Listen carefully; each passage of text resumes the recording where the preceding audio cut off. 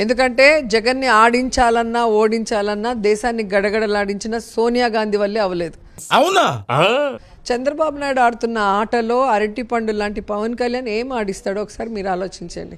నాకు చాలా కోపదారి మనిషిని మీకు తెలుసు. నేను చూడండి అక్కడ ఏముందో. ప్రజల ఆగ్రహంతో జగన్ కేబినెట్ మంత్రులంతా ఓటమి చవి చూశారు. కన్నో మిన్నో కానక అడ్డగోలుగా నోరు పారేసుకున్న రౌడీ లీడర్లు అడ్రస్ లేకుండా పోయారు.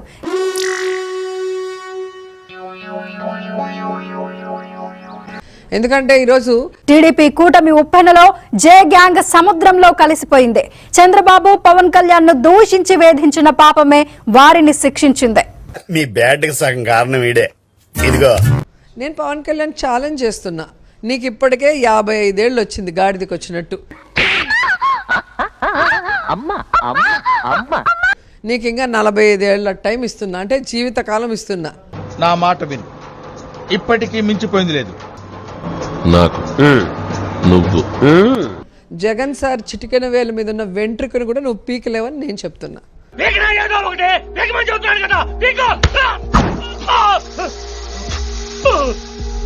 అలాంటి జగన్ని మీరు ఏమీ చేయలేరని కూడా ఈ సందర్భంగా తెలియజేసుకుంటున్నారు.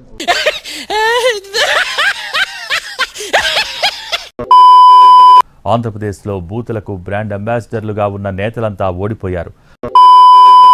రోజా గారు, రోడ్లన్నీ ఇప్పుడు సింగపూర్, మలేషియా లాగా అద్దంలా మెరిసిపోతున్నాయి. అంతకుముందు మెరిసిపోయినాయా చంద్రబాబు నాయుడు 14 ఏళ్ళు ఉన్నప్పుడు? నేను అడిగేదేంటి, నువ్వు చెప్పేదేంటి? ఆశ్చర్యం ఏమిటంటే మెజారిటీ బూత్ లీడర్స్ వైసీపీ వారే కావటం, వారిని ప్రజలు తిరస్కరించడం ఈ ఎన్నికల్లో అందరూ గుర్తించాల్సిన విషయం. నువ్వు ఒక ఫెయిల్యూర్ పొలిటీషియన్, నీకేం హక్కు ఉంది జగన్మోహన్ రెడ్డి గారిని మాట్లాడటానికి? నీకు నీతి నిజాయితీలు లేవే? సడన్ గా వెళ్దాం, ఒక ఊర్లో పోయి దిగుదాం. ఒక ఎండ ఆయన నించోమనండి, ఒక ఎండ నేను నించుంటా. జగన్ సార్ అవసరం లేదు, ఆయన అక్కడ ఉన్నారు. మేము చిన్న చిన్న వాళ్ళు, మమ్మల్ని మాతో పోటీ పడమనండి. నించున్నాం, ఒక హాఫ్ అన్ అవర్ వెయిట్ చేద్దాం, ఎవరికి ఎంతమంది వస్తారో చూద్దాం.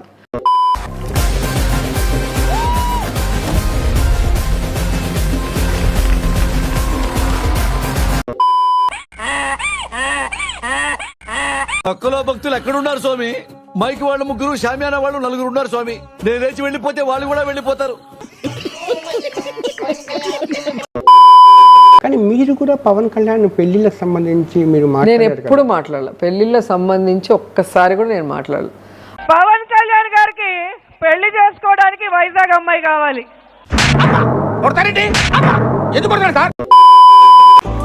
అక్కడికి వెళ్ళిన తర్వాత ఫోన్ చేస్తాను. నాకు మర్చిపోయాను, బాబాయ్ తిండి తగ్గించి వాకింగ్ చేయమని చెప్పు. ఇప్పుడు ఉంటుంది చూడు వాడికి టెన్షన్. నువ్వు మామూలోడివి కాదు భయ్యా. ఉంటా.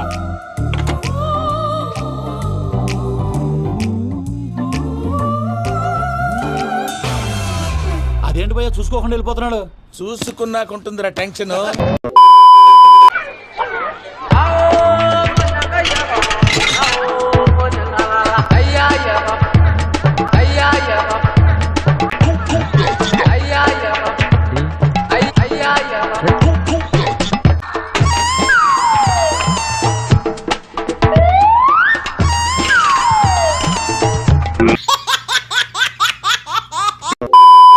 జగన్ అన్న మనసున్న నాయకుడు, మనసుతో కష్టాన్ని వింటాడు, ఆ కష్టాన్ని దూరం చేస్తాడు. కాబట్టి ఈరోజు అందరి కష్టాలు దూరమై ఈ రాష్ట్ర ప్రజలందరూ కూడా సుఖంగా సంతోషంగా ఉండగలుగుతున్నారు.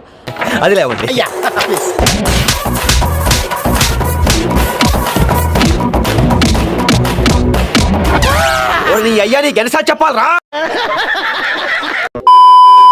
ఓటమిని ఏ విధంగా సమీక్షిస్తా ఉన్నారు జగన్మోహన్ రెడ్డి గారిని కలిసినప్పుడు? గానీ మీ పార్టీ కార్యాచరణ ఎలా ఉండబోతుందని జగన్మోహన్ రెడ్డి చెప్తున్నారు? నాకు తెలిస్తే కదరా మీకు చెప్పడానికి. ఫస్ట్ ఆఫ్ ఆల్ ఇలాంటి ఒక రోజు వస్తుందని ఎవరు ఎక్స్పెక్ట్ చేయలేదు. పాపం ఫీల్ అన్నట్టున్నారు. మంచి చేశాం కానీ ఓడిపోయాం. అది ఎందుకు అనేది ఈ రోజు కూడా అది నేను ఘంటాపదంగా చెప్పగలను. ఎందుకంటే ఇచ్చిన ప్రతి వాగ్దానాన్ని నెరవేర్చాలి అనే ఒక మంచి మనసు, ఒక చిత్తశుద్ధి ఉన్న ఒకే ఒక ముఖ్యమంత్రి ఈ దేశంలో ఎవరైనా ఉన్నారు అంటే అది జగన్మోహన్ రెడ్డి గారు మాత్రమే. నాకు తెలుసు, నువ్వు ఇదే అంటావని నాకు తెలుసు అంటున్నాను. ఎందుకంటే జగన్మోహన్ రెడ్డి గారు లాంటి ఒక మంచి వ్యక్తి రాష్ట్రానికి ముఖ్యమంత్రిగా ఉంటేనే ఈ రాష్ట్రం బాగుంటుంది, రాష్ట్ర ప్రజల భవిష్యత్తు కూడా బాగుంటుంది. ఎందుకు అడుగుతుంటానిక సో ఆ కారణాలు ఏంటి అని సమీక్ష చేసుకుని మళ్ళీ ఆ 10% ఓటింగ్ మళ్ళీ మా వైపు ఎలా తిప్పుకోవాలి, ఎలా మళ్ళీ ప్రజల్లోకి మేము వెళ్ళాలి, మళ్ళీ జగనన్నను మేము ఎలా సీఎం చేసుకోవాలి అనే దాని మీద ఈరోజు అందరం కూడా డిస్కస్ చేయబోతున్నాం. అది అవదమ్మా. జగన్ సార్ చిటికెన వేల మీద ఉన్న వెంట్రుకను కూడా నువ్వు పీకలేవని నేను చెప్తున్నా. ఇటారా బాగుండగా ఏం పికాలరా? జగన్ సార్ చిటికెన వేల మీద ఉన్న వెంట్రుకను కూడా నువ్వు పీకలేవని నేను చెప్తున్నా. చూడండి అక్కడ ఏముందో. జగన్ గుర్తు పెట్టుకో, అర్ధపాతాళానికి తొక్కకపోతే నా పేరు పవన్ కళ్యాణే కాదు, మా పార్టీ జనసేనే కాదు, మర్చిపోకో. సీన్ కట్ చేస్తే దిమ్మ తిరిగి బొమ్మ కనిపించింది. ఎన్నికల ఫలితాలు వైసీపీ నేతలకు ఊహించని షాక్ ఇచ్చాయి.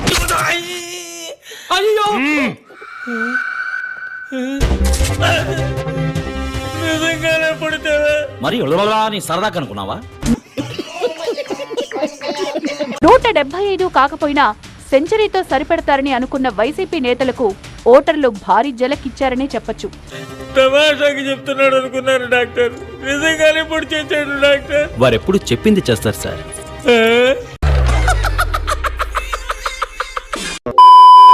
జగన్ ని ఆడించాలన్నా ఓడించాలన్నా దేశాన్ని గడగడలాడించిన సోనియా గాంధీ వల్లే అవ్వలేదు. దేశాన్ని గడగడలాడించిన సోనియానే ఢీకొన్న దమ్మున్న నాయకుడు జగన్మోహన్ రెడ్డి గారు. ఇది ఒక్కటే ఎన్నిసార్లు ఎందుకు చెబుతున్నావు? మనకు అర్థం కావడానికి. రాష్ట్రంలో వైసీపీ ఘోర పరాజయం తర్వాత ఆ పార్టీ నేతలు చాలా మంది సైలెంట్ అయ్యారు. అంటే అది నగరిలో ఓడిపోయిన రోజా సైతం ఎక్కడా బహిరంగంగా మాట్లాడలేదు. ఎన్నికల ఫలితాల తర్వాత అసలు ఎక్కడికి వెళ్లారో కూడా బయటికి తెలీదు. అంటే మీరు ఇప్పుడు బెచ్చెత్తుకోవడం పోషింతారండి? ఈ శని ఎప్పుడు వైఎస్ఆర్ పార్టీకి రోజా అడుగు పెట్టిందో అప్పుడే పార్టీకి కూడా శని పట్టిందని చాలా బాధ మాకు. నాకేం సంబంధం? మీనింగ్ లెక్క మాట్లాడగా.